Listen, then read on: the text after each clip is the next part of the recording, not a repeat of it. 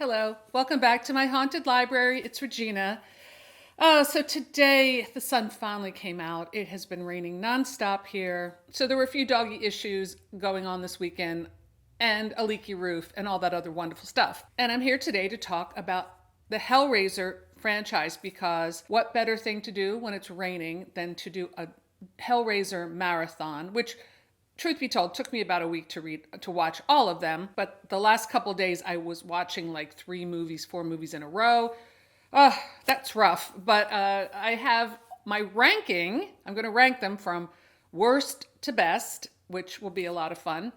But before I get there, I want to do a little mail. So let's see what I got in the mail today, or what's been piling up in my mailbox because it's been a few days since I've been here. First off, I got a new creepy crate in the mail, which I'm thrilled to see. As soon as I do this video, I'm going to record my creepy crate unboxing. So you might get 2 videos in a day from me. Oh, I was really happy to see that somebody actually used my coupon for bookworms. In the back of the first issue, you can clip the coupon to order the second issue. And I already got a few coupons in the mail, very old school. Bookworms is doing great. We have a bestseller status on Etsy. We have great reviews, really happy. Oh, and I also wanted to mention my partner who I work on Bookworms with, James Ippoliti, Dr. J, Demon Hunter, has a great podcast, a couple great podcasts. Well, he and I do a podcast every week. So just go on any podcast app and type in Bookworms Horror and it should come up. We are talking, and he and I are old friends, so we go off in a few tangents, but we're talking about writing horror, and maybe you'll get inspired to send a copy of one of your short stories to the new Bookworms. I just got one, another mail-in. I'm only accepting mail-ins. And I can't wait to read this one. The deadline is May 10th, so that is coming up. And I also received a book from a BookTube friend. This is an anthology, a fantasy anthology, edited by Jeremy Fee, who is one of my BookTube friends. I will link his channel below. And these are all fantasy stories. So this action-packed fantasy anthology includes stories with characters considered half human or for various reasons, such as being multiracial or hybrid species, shorter than the average human, characters lacking some sense of humanity, possessed characters, etc. I like the concept a lot. The authors of this anthology share something in common in addition to their love for speculative fiction, fantasy, science fiction, horror, magical realism. They also promote reading and literacy with their social media accounts. Okay, that's cool. You can find them online with YouTube and etc. Let me see if I recognize any. Oh, I definitely recognize Dane Cobain. So thanks so much, Jeremy, for sending this to me. I can't wait to dig into this. I love fantasy, and I have a whole new shelf for science fiction and fantasy. I feel like I could get lost in a good fantasy. Oh, and speaking of fantasy, in honor of Coronation Week in the UK, I pulled some kingly tomes from my shelf. Now, I don't know I'm going to read all these, but this is a beautiful copy of Le Mort d'Arthur by Sir Thomas Malory. The Death of Arthur, I should say. I have the worst French in the world, but isn't that gorgeous? Absolutely stunning and beautiful. It's a little tough reading, but I just like having it and holding it and looking at it. It's absolutely gorgeous. And then here's a book that I started listening to it and reading along, listening to it on Audible. So I think this week I'm going to, not that I'm going to get through this, but I'm going to dig into this again. And this is The Once and Future King by T.H. White. This has an introduction by Neil Gaiman. This version came out pretty recently. Nice book. And the wonderful movie Excalibur is, of course, based on this book. And I'm going to watch Excalibur this week because I'm in that kind of mood and rewatch it. I just absolutely love that movie. It's one of my favorites. And this one I probably will read this week in its entirety. And this is a lovely children's book called The Boys, King Arthur. Of course, girls can read it too. And it has gorgeous illustrations by N.C. Wyeth. It's stunning. And this is in really excellent condition. Here's Lancelot meeting Arthur. So basically, this is the story without having to suffer through the Mallory. It's just gorgeous, absolutely gorgeous. So I am going to read this cover to cover, I swear, this week because I'm very inspired just looking at that book. So let's get on to the next topic. And this might take a while because there are 11 films in this franchise so far. This is just a fun prop that I bought on the internet. And it does open for real, but I am not going to open it because the last time I opened this box, well, I didn't open it. Batilda opened it, and we had all kinds of problems. So, yeah, I'm not going to go through that again. But it's here, just in case. I really don't feel like seeing Pinhead today. But let's get going on these movies. I had to take notes and print out some stuff just so I could keep them straight because it's a bit of a blur. So if I miss something, I do apologize. I do get some things wrong sometimes, and there's always someone to let me know in the comments when I do, so I appreciate it.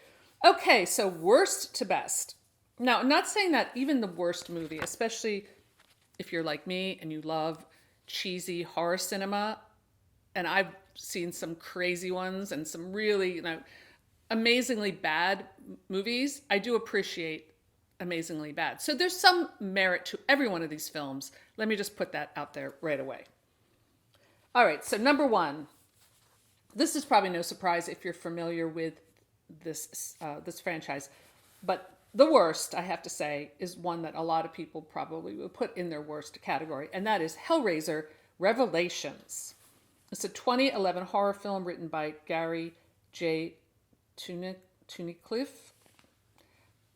I don't know if I pronounced that name right, and directed by Victor Garcia. In the 9th film in the Hellraiser film series, it follows the fate of two friends who discover a puzzle box. Oh, that's unique. That opens a gateway to a realm inhabited by sadomasochistic monsters known as the Cenobites. Okay, that's pretty basic. So this film, yes, it's about these two boys. They look to be like teenager, college age, very young, decide to go party in Mexico.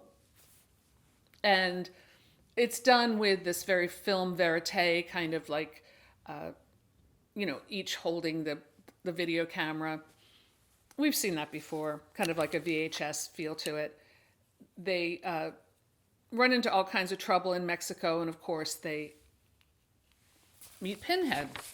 Now, from what I read on Wikipedia, this was a rushed production that had to be made in a couple weeks.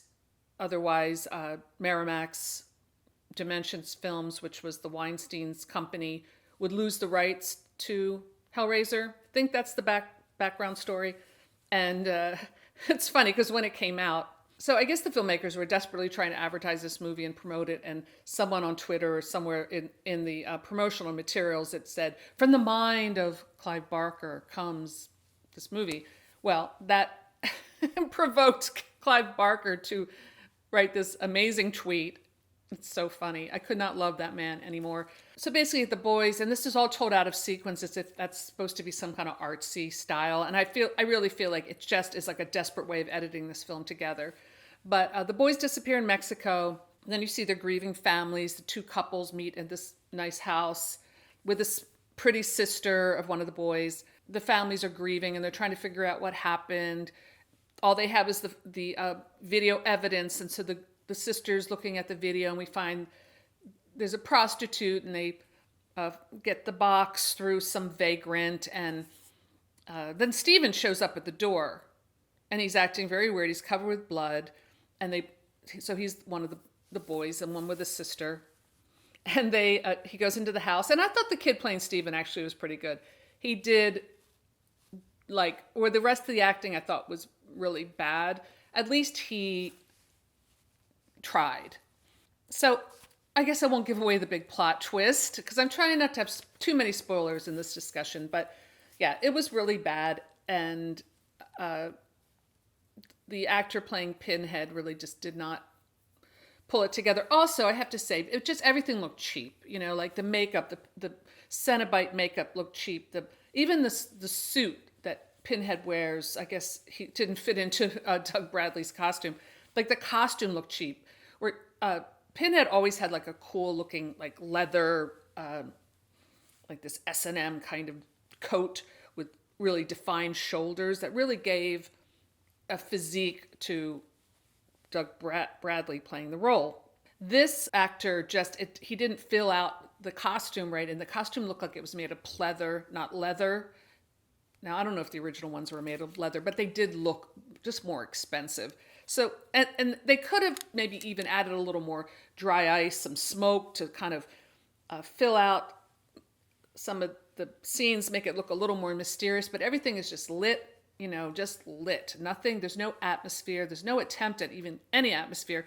And I think the budget was $300,000. I guarantee you I could make a much better film for $300,000 today for this franchise.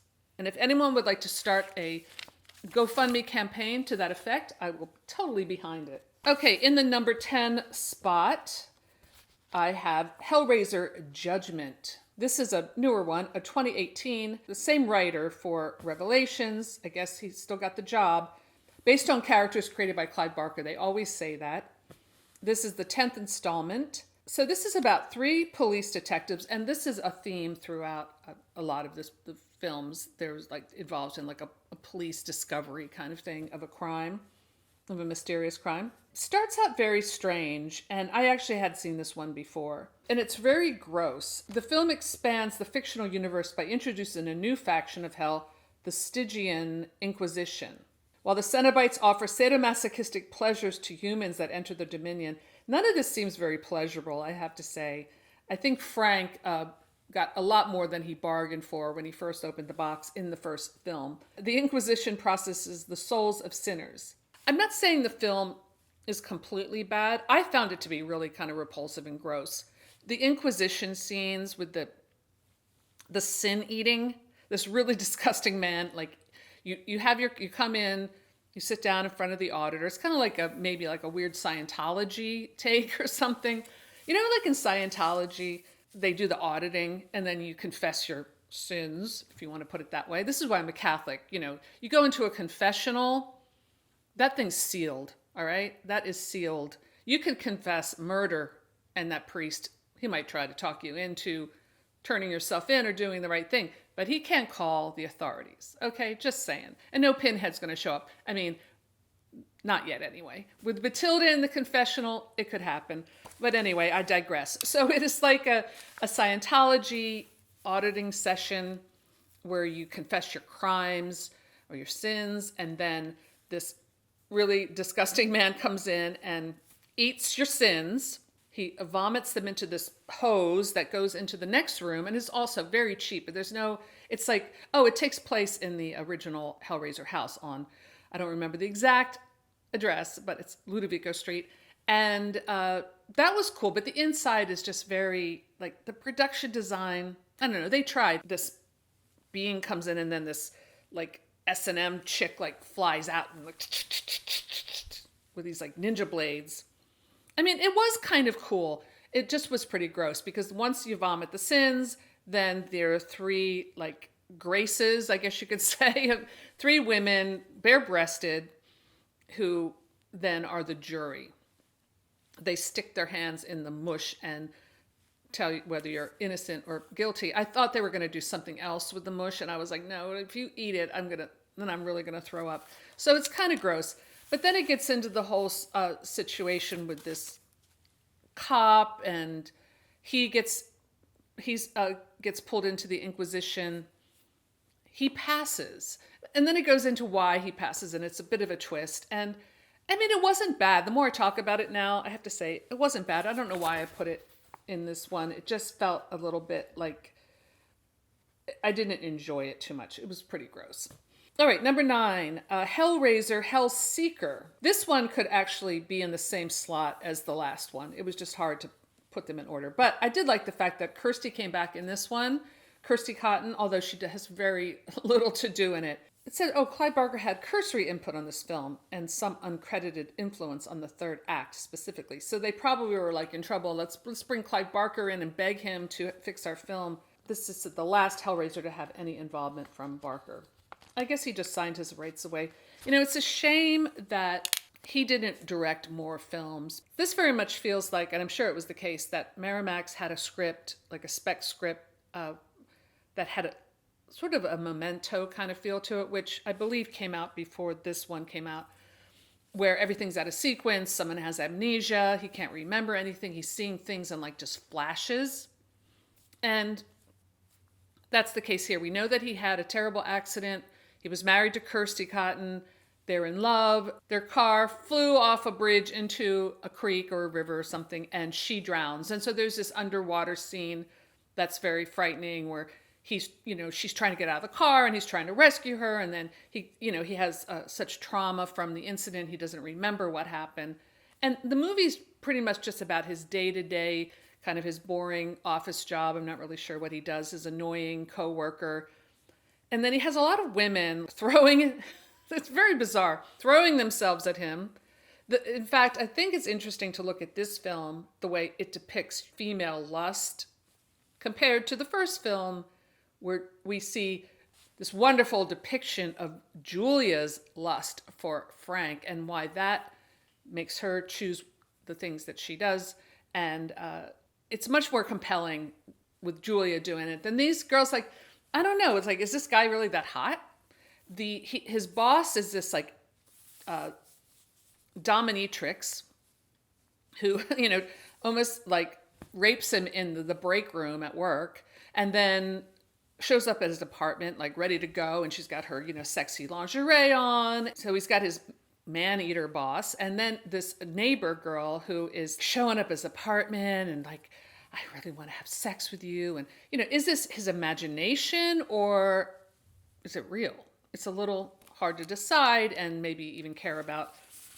All questions will be answered at the end if you stick around long enough to care. And there is a bit of a twist with Kirsty, but it really falls flat. And I think that's why I rated this one down near the bottom. All right, number 8, a 2005 Hellworld, directed by Rick Bota also. So looking at these movies from the early 2000s, I really do see a difference in style. It's a little hard to notice because it's subtle. It's not like back in the day when, like, if you look at the styles from the 1950s compared to 20 years later with the 1970s, it's completely different. Completely. From, let's say, the year 2000 to now, things have changed. It's just more subtle. But in these early films, these early 2000 films, I'm giggling at the some of the styles, like the low-slung leather jeans or maybe pleather with the tramp stamps, and everyone seems to have that kind of jewelry that I remember. And the guy has Drops of Jupiter singer's haircut, like it all kind of came back to me. I probably moved this one up a little higher on the list because I was treated to a young Henry Cavill. Where is he? I still love the first, I just got to hug him every once in a while. I still love the first Witcher season, even if the second one really kind of sucked. I have to be honest. I was very disappointed. Anyway, I digress. So Hellworld is 2005. It is directed by Rick Bota. So this is the 8th installment based on a short story called Dark Can't Breathe. This was not originally planned as a Hellraiser film. No kidding. It was reworked into that format. And these are all of these that I mentioned were straight to video films. So this film stars Lance Henriksen in the role of the host. Henriksen had originally been approached to play the role of Frank Cotton. Okay, a bit of trivia. So this is a film that feels very dated, I think just because video gaming culture has changed so much in advance. Not that I would know, because I've never played a video game in my life, I swear, ever, except maybe I used to watch my boyfriend play, back in the early 80s, play at video arcades. Like I was one of those girls who was like leaning on the arcade. It's so shameful. So maybe that turned me off. That relationship turned me way off to video games. But anyway, I digress again. These kids look like they're college kids. A group of friends starts off at a funeral. One of their friends has died tragically and horribly. We're not really sure what happened. He got sucked into this video game called Hellworld, and the results were really bad. But then they kind of get an invitation to another Hellworld online party. Like once you break a certain level in the game, you get a prize and you get this invitation. So they're like, kind of forget about their friend. They're like, oh, let's go party. And then really the rest of the film is pretty much them partying at this big mansion. And there's just like a lot of people like dancing really badly. And Henry plays the horny guy who chasing chicks, and they investigate different parts of the mansion. So the mansion's kind of its own like puzzle box in a way. That'll be explored later in this franchise. So their party host is a creepy middle-aged guy who informs them that this former convent, it gives them the history of the convent and this creepy nun, was also built by Pierre Lemauchon, who created the puzzle box. It's a bit of a stretch. So they get little cell phones and they can contact each other. Cell phones look super old. So that's another thing that makes me say, things have changed. And we have Pinhead showing up and the Cenobites. I noticed the Chatterer shows up a lot. And I don't always see the Butterball. Although sometimes it kind of looks like Butterball he's got, some of these Cenobites have like straps around their faces. And honestly, I've seen so many of these films now in order, I don't remember which one is in which film all the time. But I liked Butterball, and I liked the female one with the open neck. She's in a couple early ones when she's like, going so soon. I love that. She does this little, even though the actress is different in the next one, but she does this little head tilt, like, going so soon, with shoulders and head. Like, it's a nice moment. Like, she probably has that one line she delivered. That's how you become a star. Okay, so this movie gets a little boring. Okay, so number 7 on my list is Hellraiser Inferno. So that would be Hellraiser 5. It was made in 2000 and directed by Scott Derrickson. Film follows Joseph Thorne, a corrupt detective who discovers the Lemauchon's box at a crime scene, which results in his life gradually unraveling. It is the final film to feature Doug Bradley as Pinhead. And it also stars the same actor, Craig Sheffer, I believe, who was in Nightbreed. And he's really good in this. I mean, I think I need to revisit Nightbreed. It's been a while since I watched that. I think Barker only directed 3 films. Nightbreed is one of them, and Lord of Illusions, which is also an excellent movie. I think I did a review on this channel a few years ago, but I might revisit that too. I think even if the films, like especially Nightbreed, I think don't quite hit all the marks, it's always interesting what he does. So yeah, this film, again, it was done in this kind, it was similar to the other films. So Inferno, it's pretty on the nose. It is about kind of like a ring of hell that you can't escape from. I thought it was done pretty well. All right. I hope you're still with me. I'm trying to do this quickly. Next, at number 6, Hellraiser Deader. This film had me laughing. Actually, now that I think about it, I could have switched places with the last one, but whatever. This was a 2005 supernatural horror film, 7th installment, and directed by Rick Boda again. Clive Barker was not involved in this, and it's pretty obvious. It's very far from his world that you would normally see. So this is about a journalist, and again, we have the fashions are very much of that era. I definitely see the difference just in her look and everything. And she's kind of grungy, and she does undercover work in drug dens, and she wrote a Pulitzer Prize winning, well, I don't know if it is won a Pulitzer Prize, but an article, How to Become a Crack Whore. Like, this was her big article, and everyone's congratulating her.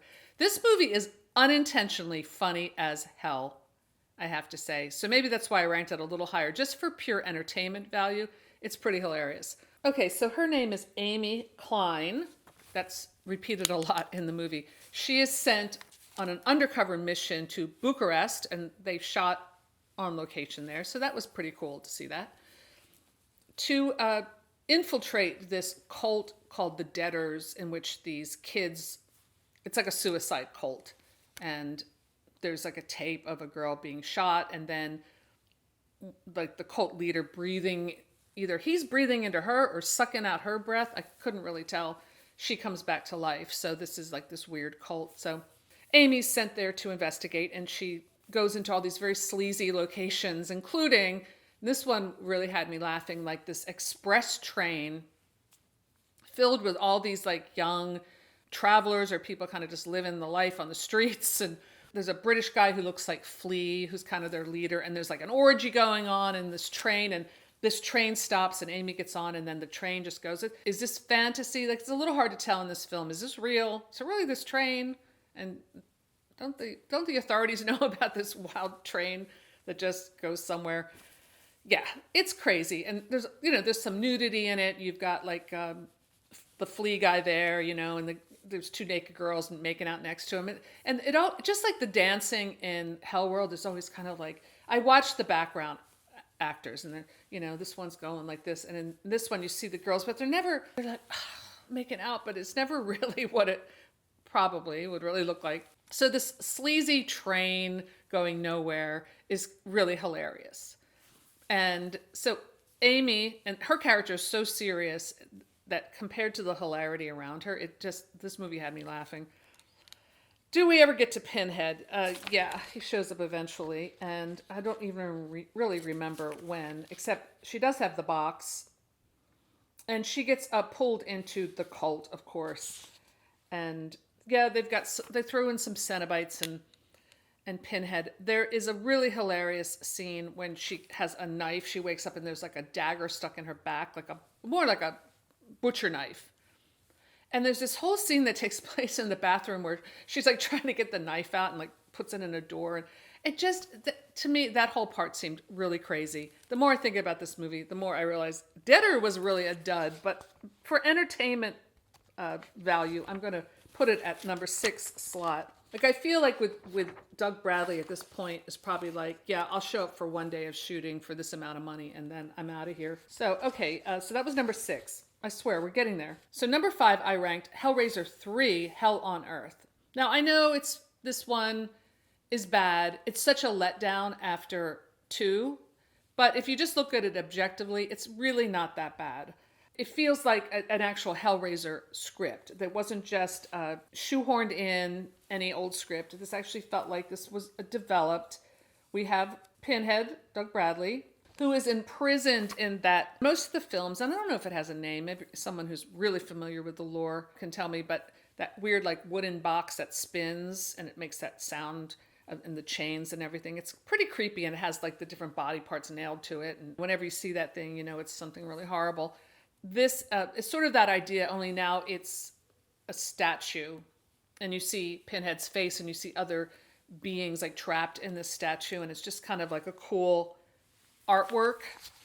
And the guy who owns the artwork is this jerky guy who owns a club, and he's just picking up girls and not really thinking much beyond that. And one of the girls gets sucked into the statue, which gives Pinhead life. So I did think that was pretty cool. And that scene, like she's stripped of her skin and sucked in, it's really pretty gruesome. And Pinhead is resurrected again into flesh. And I thought this was not bad. The female lead, I thought she's also like a journalist. I thought she was like a television journalist. Very flat. There's another female character, this gothy girl, who sort of like, it seems like her character's going to go someplace, and then she gets just sucked into the Cenobite world. And then, you see her at the end as a Cenobite, but I felt like that could have been much more developed. And there's this very impressive scene where the entire city is blowing up. So there's that. It's pretty amazing set piece, as they say. And you have the infamous CD Cenobite who shoots CDs out of his mouth, I think. He's got like a CD slit for his mouth, and these CDs fly out and kill people. You gotta love that. I mean, it's really stupid, but it's still really funny. So yeah, I don't mind Hellraiser 3. I know it insults everyone's intelligence, but it's really not that bad. Moving on, number 4, we have Hellraiser Bloodline. Again, we have Doug Bradley as Pinhead. Now, it's always a bad sign when you're looking at the opening credits and the director takes an Alan Smithy credit, which is what directors in Hollywood will take if they don't want any part of this film. They want to remove their name from it. It says directed by Alan Smithy. You guys probably know about that, but when I saw that, I was like, oh. But I have to say the movie was not that bad. Of course, you're going into outer space. That's always a big risk. But I don't think the space bookends were that bad. And I liked going back in history and learning about La Marchand. And I thought the Angelique character was really great. And I liked the lead actor. I thought, I found his character sympathetic. He's part of the bloodline. There's this whole building that, and yeah, some of the set does look kind of cheap. That's like, looks like the puzzle box and everything. And they pull his family into it. But I did find myself caring and actually enjoying this film. So it's not that bad. And the third film on my list, we're almost there, is the new Hellraiser from 2022. I was very pleasantly surprised at how good this film was. I had seen Grumpy Andrew's Horror House review, and I remember that he liked it. Now, this was the last film I watched after my marathon, so I wasn't exactly fresh going into it. I would really love to see this movie again with a little more fresh eyes. But I have to say, I really enjoyed it. It kind of reminded me of like that TV show Euphoria. Euphoria meets Hellraiser. So it starts out with this girl. She looks like she's in her early 20s who's struggling with addiction. She's trying to be sober. She's living with her gay boyfriend and his lover and another roommate, a girl. This film has great production value. I thought it was really well done. I loved the female Pinhead. If someone had told me, hey, we're going to put a female, an actress as Pinhead, I would be like, oh, is that going to work? It really works. She's very good. She's very evil. I like the look. The leather suits are gone. They're kind of just these like flesh, like torn flesh. It really gets into more of the lore behind the box, and they bring back Leviathan from the second film. Very, very cool. And the ending was fantastic. I'll just say that because it's a newer film. Maybe not everyone's seen it. The ending was great. It made me wish I could see it. Maybe I'll put it in my screening room. Like, it was really, really great and really, scary. I wanted to have more Roland Voight in it. Like, I felt like he was the new Frank. That's how strong that character felt. I didn't care so much about Riley and her friends, partly because they weren't really that developed. It almost felt like two movies. There was like this movie that felt a lot like Hell World, where these kids are running around a mansion, Cenobites are chasing them, and they're, each getting picked off in horrible ways, which, it's okay. And then this other great story about Voight trying to discover Leviathan and unlock the supernova of the Hellraiser world. Like all of that, the Order of the Gash, all of that stuff. There's so much in the mythos that can be explored and created. And Clive Barker gave so much that is maybe just hinted at, but then can be taken to another level. So yes, I thought this movie was a pleasant surprise. And then finally, it'll be no surprise that my last two are the first two. So I definitely am going to go with, for number 2, Hellbound, Hellraiser 2. I love that we see Julia again. Julia is my favorite character. I wish that she had continued with the series on some level because she's such a great character. And I love Dr. Channard, who is the psychiatrist, the evil doctor. This is the mad scientist trope, and it's wonderful. He's works at Kirsty's psychiatric hospital. Although there's one scene where it's like silly. The assistant, young, handsome doctor hands Kirsty like a whole bottle of pills to say, here, if you need these. I don't think that happens in a hospital. Yeah, just here, take the whole bottle. But maybe it was just a little more progressive back then. We get to see the interior world of hell with Kirsty.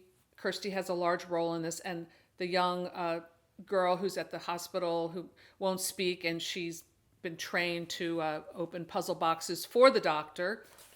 And Frank's back. Frank has a nice little role, and you still feel like that Frank energy. Now, some of the interior sets feel very cheap in a way, but it doesn't really matter. It's really done well. And it's basically Kirsty and this young girl caught into this labyrinth with evil Julia chasing them and Dr. Chenard, and they are like partners from hell.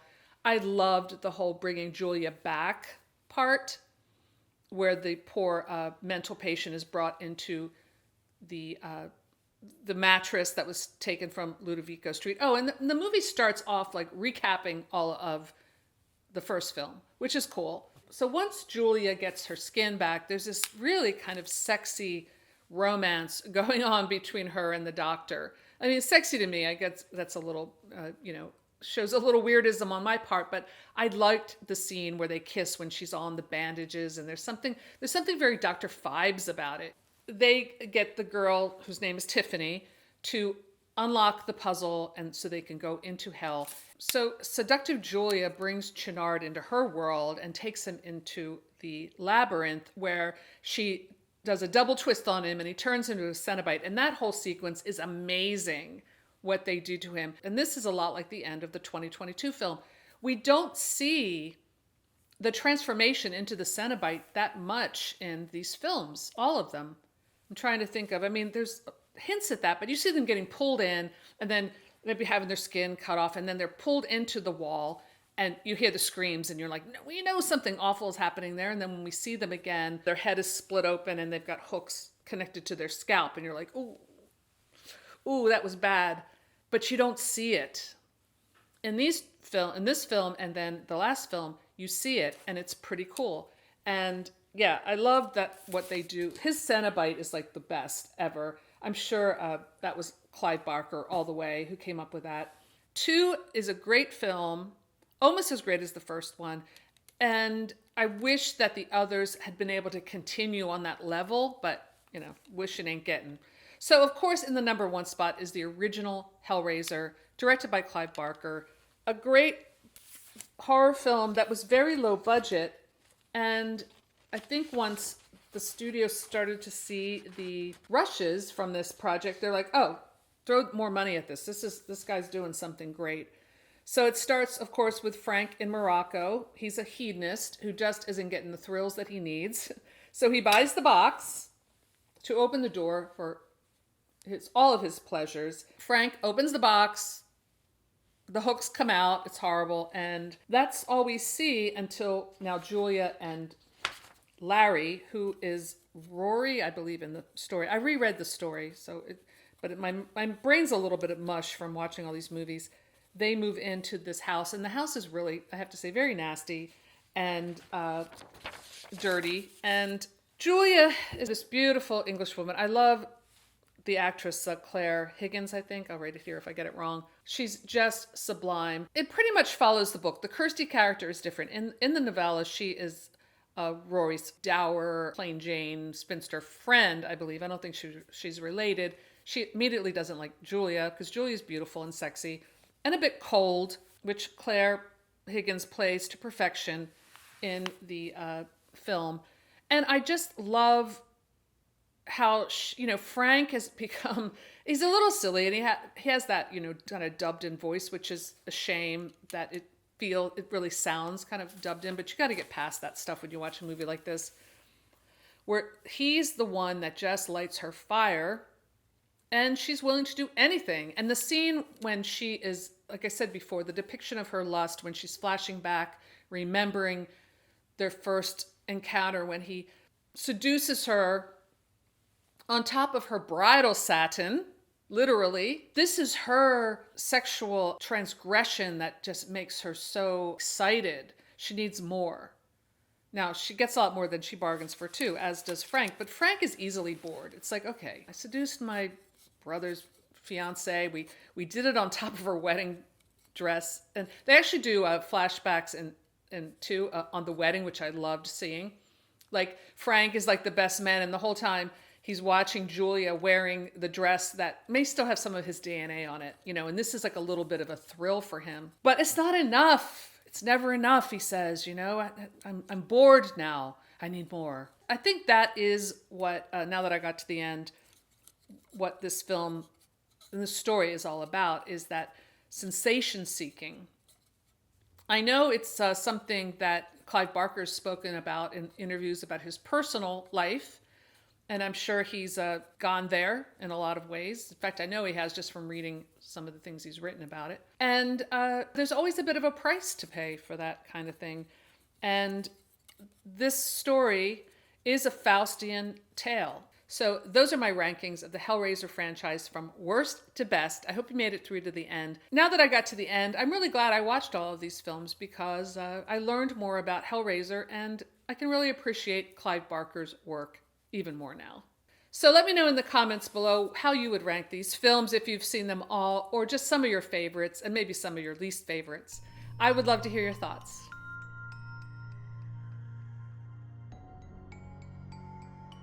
So now I'm really tempted to play with this, but I think I might just put it back on my shelf. Anyway, that's all I have for today. Thanks for stopping by my haunted library, and I'll see you soon. Bye!